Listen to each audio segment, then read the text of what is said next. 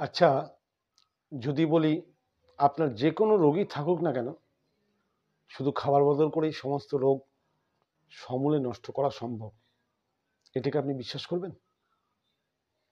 হ্যাঁ, সে রোগটা আপনার হোক না কেন, diabetes, high BP, thyroid, PCOD, joint pain, চুল পড়া, মাইগ্রেন, স্পন্ডিলাইসিস, যাই হোক, যদি আপনি আপনার ডায়েট প্ল্যান বদল করেন আর যদি তা 100% ফলো করেন, তবে 3 মাস পরে আপনি দেখবেন সমস্ত রোগ থেকে আপনি বেরিয়ে আসতে পেরেছেন।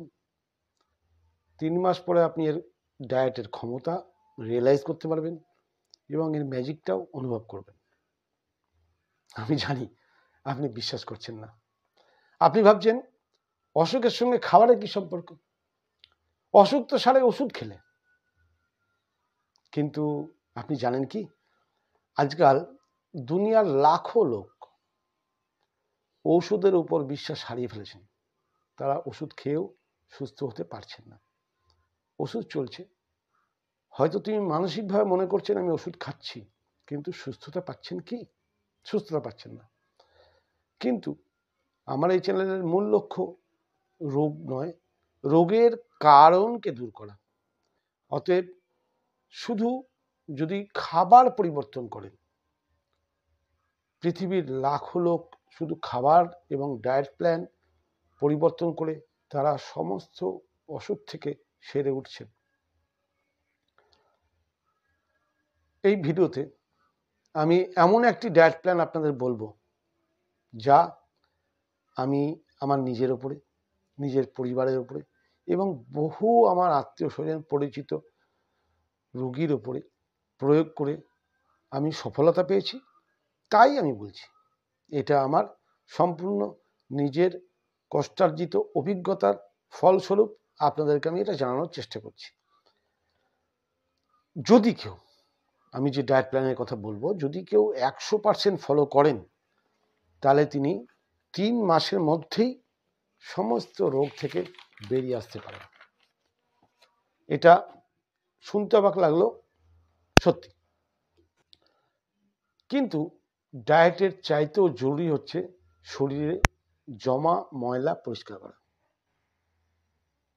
কারণ আপনার ডায়েট তখনই কাজ করবে যখন আপনার শরীরে অ্যাবজর্বেশন ঠিক থাকবে। অ্যাবজর্বেশন যদি ঠিক না থাকে, তাহলে আপনি যতই ভালো ভালো খাবার খান না কেন, শরীরে কোনো কাজে লাগবে না। অর্থাৎ শরীরকে পরিষ্কার করাটা খুব জরুরি।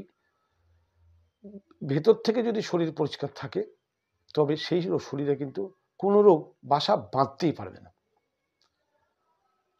আজকের আগে আমি একটা ভিডিও দিয়েছি, যে ভিডিওতে শরীরকে সাফ করার পদ্ধতি নিয়ে আলোচনা করেছি। খুব সহজ পদ্ধতি আছে, তার লিঙ্ক আমি এই ডেসক্রিপশন বক্সে দিয়ে দেবো। দয়া করে ভিডিওটা দেখে নেবেন, তাহলে বুঝতে সুবিধা হবে। আমি আপনাকে ডায়েট চার্ট দেবার আগে আপনি বুঝে নিন প্রাকৃতিক খাবারের 4টে নিয়ম। খুব সহজ। এই 4টে নিয়ম যদি আপনি বুঝে যান, তাহলে আপনি নিজেই নিজের ডায়েট ঠিক করে নেবেন এবং নিজেই নিজের ডাক্তার তৈরি হয়ে যাবেন। সবসময় চেষ্টা করুন আপনার শরীর আপনাকেই ঠিক করতে হবে। অর্থাৎ যে কারণে শরীর খারাপ হয়, সেই কারণগুলোকে আপনাকে দূর করতে হবে। দূর করলেই আপনার শরীর আস্তে আস্তে আবার রিজেনারেট হবে। রিজেনারেট হলেই আপনি কিন্তু আগের মতো আবার সুস্থ জীবনযাপন করতে পারবেন। এই যে ডায়েটের 4টে নিয়ম, তার মধ্যে প্রথম নিয়ম, সব সময় লিভিং ফুড খান। লিভিং ফুড মানে জীবন্ত খাবার। আপনি যে চাল, ডাল, রান্না করা ডাল, অবশ্যই এখানে ওই গোটা খোসা শুদ্ধ যে ডাল, সেই ডালের কথা বলা হচ্ছে না, সেটা তখন বলা হবে বীজ। কিন্তু আপনি যে ডাল খাচ্ছেন, চাল খাচ্ছেন, আটা খাচ্ছেন, ময়দা খাচ্ছেন, জাঙ্ক ফুড খাচ্ছেন, ফাস্ট ফুড খাচ্ছেন, বা যে কোনো ফ্যাক্টরি ফুড খাচ্ছেন, আচ্ছা আপনি সেই খাবারগুলোতে মাটির তলায় রেখে দেখুন তো গাছ বেরোয় কিনা। গাছ বেরোবে না, কারণ তারা নিষ্প্রাণ। তা যখন আপনি যে খাবারগুলো খাচ্ছেন সেই খাবারগুলো নিষ্প্রাণ, সেই খাবারের মধ্যে কোনো জীবন নেই, তাহলে সেই খাবার আপনাকে জীবন কি করে দিতে পারে, এটা কখনো ভেবে দেখেছেন? তাহলে আপনাকে কি খেতে হবে? আপনার এক্ষেত্রে লিভিং ফুড অর্থাৎ জীবন্ত খাবার। জীবন্ত খাবার কাকে বলবেন? যে কোনো ফল, যে কোনো সবজি যেগুলো ভগবান বানিয়েছে এবং প্রকৃতি সরাসরি আমাদের খেতে অনুমতি দিয়েছে, সরাসরি, কোনো প্রসেসিং নেই। ফল বলুন, সবজি বলুন, ড্রাই ফ্রুটস বলুন, স্প্রাউট বলুন, যে কোনো বীজ শস্য থেকে যে আমরা স্প্রাউট করে খাই, স্প্রাউট বলুন, ড্রাই ফ্রুটস অর্থাৎ শুকনো খাবার যেগুলো, এগুলো হচ্ছে প্রকৃতির দান আমাদের জন্য, সরাসরি খাবার। অতএব সবসময় লিভিং ফুড খান। আপনি যে রান্না করে খাবার খাচ্ছেন, রান্না করা খাবার। আপনি হয়তো জানেন না, আমি শাস্ত্র পড়ে জেনেছি, শাস্ত্রে বলা আছে রান্না করা খাবার 1 প্রহর অর্থাৎ 3 ঘন্টার মধ্যে খেয়ে নেওয়া উচিত। তাহলে রান্না খাবারেও কিছু পরিমাণ মানে স্বাস্থ্যকর জিনিস থাকে, যার জন্য আমরা বেঁচে থাকি রান্না খাবার খেয়েও। কিন্তু আমরা আধুনিক হয়েছি, আমরা এখন কি করি, একবারে 7 দিনের রান্না করে নিলাম, ফ্রিজে ভরে দিলাম, রোজ একটু করে বের করছি, গরম করে খাচ্ছি। হ্যাঁ, টেস্ট হয়তো পাচ্ছেন, পেট হয়তো ভরছে, কিন্তু কি খাচ্ছেন, সেই খাবারটা ভেতরে গিয়ে কি করবে একবার ভেবে দেখেছেন? অতএব একেতেই 3 ঘন্টা পরে খাবার খাওয়া মানে সেটা বিষ খাওয়ার সমান। তারপরে আপনি সেটাকে বাসি তস্যবাসি করে খাচ্ছেন। এটা তো গেল একটা দিক। আচ্ছা, বাজারে যত প্যাকেট বন্দি খাবার পাওয়া যায়, সেগুলো সেলফ লাইফ কত? আপনি হয়তো দেখবেন কেউ 3 মাস, কেউ 6 মাস, কেউ 3 বছর, কেউ 5 বছর আগে বানানো হয়েছে। তার গায়ে একটা তার লাইফের ডেট লিখে দেওয়া হয়েছে। আপনি মনে করছেন ও খাবার খাচ্ছি, খুব ভালো, হেভি টেস্ট। তার সেলফ লাইফ বাড়ানোর জন্য তাতে প্রিজারভেটিভ ইউজ করা হয়েছে। হ্যাঁ, সেই খাবারের সেলফ লাইফ হয়তো ভালো থাকছে, টেস্ট হয়তো ভালো থাকছে, আপনার সেলফ লাইফ ভালো থাকছে কি? আপনার সেলফ লাইফ কমে যাচ্ছে, কারণ তাতে যে প্রিজারভেটিভ মেশানো হয়েছিল, সেই মেশানো কেমিক্যালটি আপনার শরীরে গিয়ে আপনার নিজস্ব সেলফ লাইফকে খারাপ করছে। অতএব ওই ধরনের খাবার নাই বা খেলেন। সুস্থ থাকতে গেলে আপনাকে সবসময় লিভিং ফুড খেতে হবে। প্রসেস ফুড কখনোই খাবেন না। খাবার 3 রকম: natural, process, ultra processed. Ultra processed কাকে বলবো? যেগুলো ফ্যাক্টরি তৈরি হয়, প্যাকেট করে আমাদের কাছে আসে, সেগুলো বলা আল্ট্রা প্রসেসড। প্রসেসড ফুড কাকে বলবো? যেগুলো আমাদের মা মাসি রান্নাঘরে তৈরি করে, চাল ডাল তরকারি, এগুলো প্রসেসড ফুড। আর ন্যাচারাল কি? সোজাসুজি প্রকৃতি মা আমাদের দেয়, আমরা সোজাসুজি খাই, সেটাকে বলছে ন্যাচারাল। অতএব নিশ্চয়ই বুঝতে পারলেন, প্রথম টপিক লিভিং ফুড খান। লিভিং ফুড খেলে আপনার যে কোনো শারীরিক সমস্যা ম্যানেজ করতে বা ওভারকাম করতে আপনাকে সাহায্য করবে। 2 নম্বর, ইট হোলসাম ফুড, অর্থাৎ যখনই কোনো খাবার খাবেন তার সমস্ত কিছু আপনার শরীরে যাওয়া দরকার। জায়গাটা পরিষ্কার করে নিন। পূর্ণতা, খাবারের পূর্ণতা চাই। ভগবান একটা আপেল বানিয়েছেন, আপেলের মধ্যে বহু রকমের প্রয়োজনীয় সামগ্রী দেওয়া আছে। তার মধ্যে ফ্যাট আছে, কার্বোহাইড্রেট আছে, প্রোটিন আছে, ভিটামিন আছে, মিনারেলস আছে। সামান্য একটা আপেলে এত কিছু আছে, কিন্তু একটা সামঞ্জস্য রেখে ভগবান তৈরি করেছেন কোনটা কতটা দরকার, আমাদের শরীরে কোনটা কতটা দরকার তৈরি করে দিয়েছেন। কিন্তু আমরা এত বুদ্ধিমান, আমরা কি করছি, কোনো ফল, কোনো সবজি বা কোনো প্রকৃতির জান, যেমন উদাহরণ দেওয়ার জন্য বলি, ভগবান নারকল দিয়েছেন, আমরা নারকলের ফ্যাটটাকে বের করে নিয়ে আলাদা খাচ্ছি, স্বাস্থ্যের জন্য নাকি খুব ভালো। কিন্তু একটু খেয়াল করলে দেখবেন যে যখন কোনো ফল বা সবজি তার পূর্ণতা পায় না, আলটিমেটলি সে আমাদের শরীরের জন্য ক্ষতিকারক। আপনি চাল খাচ্ছেন, পালিশ চাল, চালের খোসাটাকে ফেলে দিচ্ছেন। এটা সেই আমের আঁটি খাওয়া হলো, আমটাকে ফেলে দেওয়া হলো, ব্যাপারটা সেরকম হলো নাকি? আপনি তো আমটা খাবেন, দাম তো আমের শাঁসে, খোসায়, আঁটিতে তো দাম নেই। তা যে কোনো ফলের, যে কোনো সবজির বা প্রকৃতির তৈরি যে কোনো জিনিসের হোলসাম ফুড খান, অর্থাৎ আপনি খোসা শুদ্ধ খাবার খাওয়ার চেষ্টা করুন। হ্যাঁ খান, আটা খান, কিন্তু চাল নিতে চেলে খোসাটা ফেলে দেবেন না। চাল খান, ভাত খেতেই হবে, ভেতো বাঙালি আমরা, কিন্তু পালিশ চাল নয়, ব্রাউন রাইস খান, খোসা শুদ্ধ, সেটা আপনার হজম করতে সাহায্য করবে। তার মধ্যে যে প্রোটিন, মিনারেলস, ভিটামিনস আছে, আপনি সেগুলো আপনার খাবারকে হজম করতে প্রচুর পরিমাণে সাহায্য করবে। একটা মজার ব্যাপার জেনে নিন, যারা সুগার রোগী তারা ফলো করে দেখবেন, পালিশ চাল খেয়ে 2 ঘন্টা পরে ব্লাড সুগার টেস্ট করবেন, দেখবেন সুগার কি হয়েছে। ঠিক পরের দিন ব্রাউন রাইস, আনপালিশ চাল খেয়ে 2 ঘন্টা পরে সুগার টেস্ট করে দেখবেন, আপনি নিজেরাই বুঝতে পারবেন পালিশ চাল আর আনপালিশ চাল দুটো আপনার ডিফারেন্স কি। অতএব যখনই খাবার খাবেন, কখনো প্রকৃতির যে খাবার খোসা ফেলবেন না, সে হোক না কেন ফল, হোক না কেন সবজি, হোক না কেন চাল, হোক না কেন ডাল, হোক না কেন গম। ডালও আজকাল বাজারে পালিশ করে আসছে, ডাল খান খোসা শুদ্ধ, এবং তাকে আগে ভিজিয়ে নিন, ভিজিয়ে 8 ঘন্টা মিনিমাম ভিজিয়ে তাকে জীবন্ত করে নিন, তার মধ্যে জীবন ফিরিয়ে আনুন, সে তো ঘুমিয়ে রয়েছে। যখনই তাকে জীবন্ত করে নেবেন, অটোমেটিক সেই ডাল আপনার জন্য সহজপাচ্য হয়ে যাবে, এবং আপনি শরীরও আপনার সেটাকে খুব ভালোভাবে অ্যাকসেপ্ট করবে। এটা গেল 2 নম্বর। নিশ্চয়ই বুঝতে পেরেছেন কেন আমরা হোলসাম ফুড খাবো। 3 নম্বর, প্ল্যান্ট বেসড ফুড। আপনি এমন খাবার খান যে খাবার প্ল্যান্ট বেসড, অর্থাৎ গাছ থেকে আসছে, প্রকৃতি থেকে আসছে, অর্থাৎ ফল, সবজি, এই ধরনের জিনিস। মাছ, মাংস, ডিম এগুলো কিন্তু মানুষের জন্য খাবার নয়।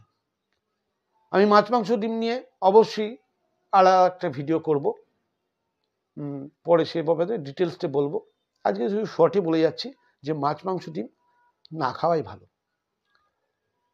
আর দুধ, আপনি বলেন তাহলে দুধের ব্যাপারে বলি, দুধ আমাদের জন্য সত্যিকারই ভালো জিনিস ছিল। আজকে যে দুধ পাওয়া যাচ্ছে বাজারে, সে দুধ কিন্তু মোটেই স্বাস্থ্যের জন্য ভালো নয়, কারণ সে গরু নেই। ঠিক আছে, এবার আপনি হয়তো বলবেন যে আমার বাড়ির গরু, আমার বাড়ির গরুর দুধ খেতে পারবো? আমি বলবো না। কেন? কারণ দুধ হজম করতে যে কায়িক পরিশ্রম আপনাকে করতে হয়, আজকাল আপনি সেটা করেন না। আপনি বাস করছেন আজকের মডার্ন যুগে, আর আপনি খাবার খাবেন আজ থেকে 50 বছর পিছনের নিয়মে। কি করে হয়? আজ থেকে 50 বছর পিছনে দেখুন মানুষ কত পরিশ্রম করতো, তারা হাঁটতো, তারা দৌড়াতো, তারা প্রতিদিন ঘরে পরিশ্রম করতো। আমাদের মা মাসিরাও প্রচুর পরিশ্রম করতো। এখন শিলনোড়া নেই, জাঁতা নেই, মিক্সি চলে এসছে, ঘর মোছাও বসে ঘরে মুছতে হয় না, লাঠি দিয়ে হয় বা কাজের লোক করে, অর্থাৎ পরিশ্রমটা কমে গেছে। যখন বেশি পরিশ্রম করে দুধ আপনি ডাইজেস্ট করতে পারবেন না, দুধ খেলে আপনার বিভিন্ন সমস্যার সৃষ্টি হবে। অতএব দুধ মোটেই খাওয়া উচিত নয়। দুধ যখন উচিত নয়, দুধের বিকল্প যেগুলো ছানা, মাখন, পনির, ঘি, মিষ্টি, আমরা প্রিয় রসগোল্লা, সন্দেশ, এগুলো আমাদের জন্য বিষ। এগুলো প্ল্যান্ট বেসড ফুড নয়। আপনারা হয়তো শুনে থাকবেন WHO বলছে, ভারত সরকার সচেতন করেছে WHO, যে আমরা যদি বাজারে বর্তমানে যে দুধগুলো পাওয়া যাচ্ছে প্যাকেট বন্দি, সেই দুধ যদি খাই, আগামী 2-4 বছরের মধ্যেই 87% লোকের ক্যান্সার হওয়ার প্রবণতা বেড়ে যাবে। 87%। এমনিতেই দেখছেন এখন কথায় কথায় ক্যান্সারটা কমন হয়ে গেছে, যেটা আজ থেকে 10 বছর পিছনে শোনা যেত না। এটা আপনিও জানেন। অতএব এগুলো সম্বন্ধে একটু জানার চেষ্টা করুন। অর্থাৎ প্ল্যান্ট বেসড ফুডই মানুষের জন্য সবচেয়ে বেস্ট।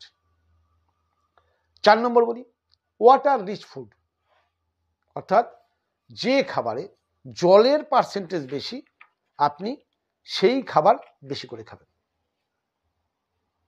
ভগবান যত ফল সবজি বানিয়েছে তাতে জলের পার্সেন্টেজ বেশি, গড় করলে দেখা যাবে প্রায় 80%।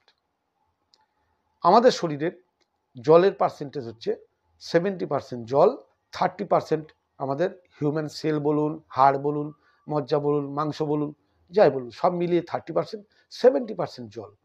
তাহলে আমাদের খাবারটাও এরকম হওয়া উচিত না যে 70% ওয়াটার রিচ ফুড আর 30% আপনি খান, ভাত, রুটি, এই ধরনের জিনিস যা খাচ্ছেন খান, কিন্তু সেটা 30% খান। 70% ওয়াটার রিচ ফুড খান, অর্থাৎ যাতে জলের সংখ্যা বেশি।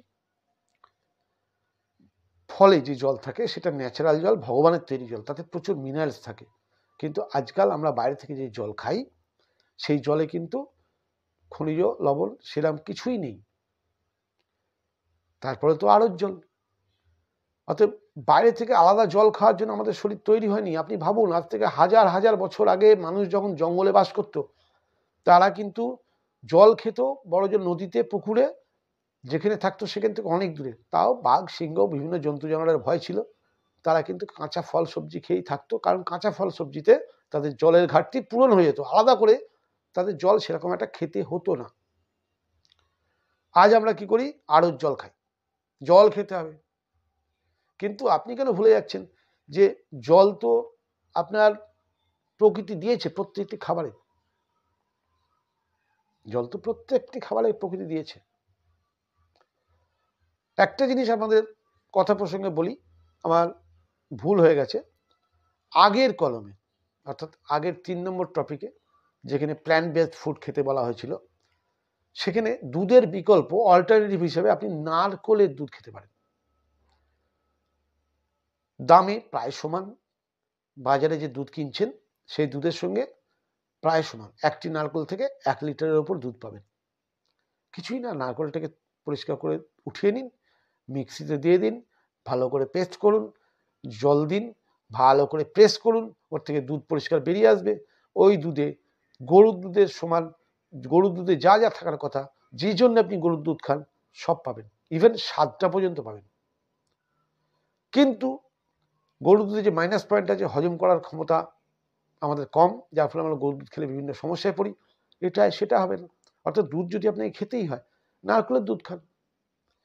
এখন 40-50 টাকা একটা নারকেল পাওয়া যাচ্ছে, একটা নারকেল থেকে 1 লিটার দুধ আরামসে বের করা যায়। তাহলে আপনি বাজারেও তো 50 টাকা, 60 টাকা, 70 টাকা দিয়ে দুধ কিনে খাচ্ছেন, তাতে কেমিক্যাল দিয়ে দুধটাকে মোটা দেখানো হচ্ছে। কিন্তু আপনিও শুনেছেন হয়তো, ডিটারজেন্ট দিয়ে, বিভিন্ন ইউরিয়া দিয়ে দুধ তৈরি হচ্ছে। সেগুলো খেয়ে কেন শরীর খারাপ করছেন? তাহলে প্ল্যান্ট বেসড ফুডের অল্টারনেটিভ হিসেবে দুধটা আমি বলে দিলাম, এটা আমার তখন বলা হয়নি। এবার আসছি ওয়াটার রিচ ফুডে। ওয়াটার রিচ ফুডে সবসময় যখনই খাবেন, চেষ্টা করবেন যে আপনি যে কোনো খাবার, যেমন ডাল খাচ্ছেন, ডালটাকে যদি আপনি রাত্রিবেলা, যে ডালটা আজকে রান্না করবেন সেই ডালটাই রাত্রিবেলা ভিজিয়ে দেন, সে জল সোক করে সে কিছুটা ওয়াটার রিচ হয়ে গেল। সেটাকে আপনি যদি রান্না করে খান, তার গুণমান অনেকটা বেড়ে গেল, আপনার জন্য সহজপাচ্য হয়ে গেল। কিন্তু বাজারের পালিশ করা ডাল খেতে হয়তো আপনার খুব ভালো লাগে, কিন্তু আপনার বিভিন্ন রোগের কারণ। এই হচ্ছে 4টে পয়েন্ট আপনাকে বানায় রাখতে হবে, যে শুধু ডায়েট ছিনলেই হলো না, ডায়েটের 4টে পয়েন্ট। পরিষ্কার হয়ে গেছে?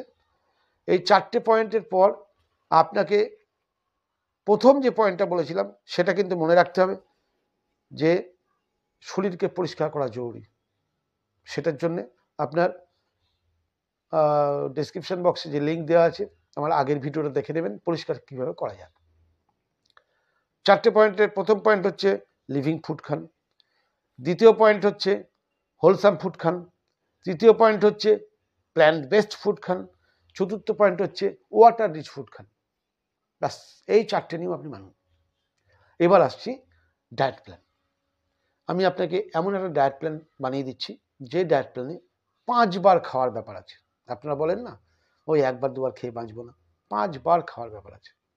আপনি 5 বার খেতে পারবেন, কিন্তু রোগ থেকে বেরোতে গেলে যে টাইম বলা থাকবে সেই টাইমটাকে ফলো করার চেষ্টা করবেন।